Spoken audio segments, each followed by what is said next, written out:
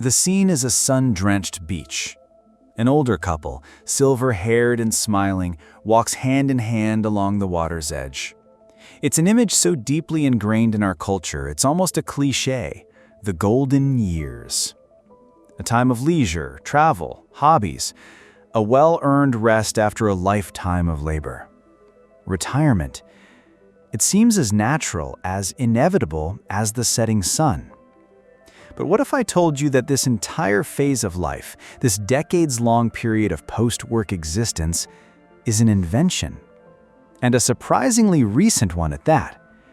For almost all of human history, the concept of stopping work at a certain age and living on a pension would have been utterly alien, a fantastical dream.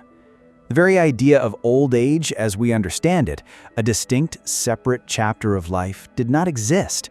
You worked until you couldn't, and then you hoped your family would care for you.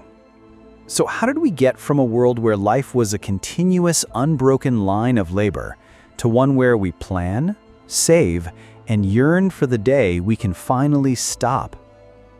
This is the unseen, revolutionary history of how we invented retirement. For our ancient ancestors, life was a brutal, straightforward calculus.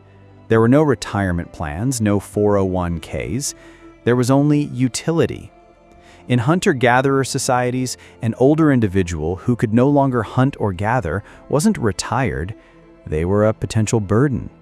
Their survival depended entirely on their perceived value to the tribe, their wisdom, their knowledge of tradition, their ability to care for the young.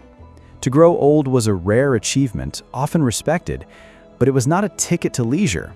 It was a race to remain useful until the very end. Even as we built the first great civilizations, this fundamental reality changed little. Consider the Roman Empire, a society of immense wealth and sophistication. The Roman concept of otium, a state of leisurely contemplation and intellectual pursuit, seems like an early form of retirement.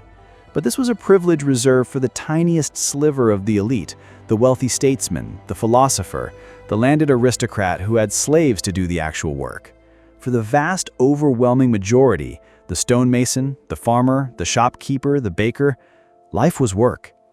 You inherited your father's trade, you practiced it until your body gave out, and then you became dependent on your children. The family was the only social safety net. A childless old age was a sentence of destitution.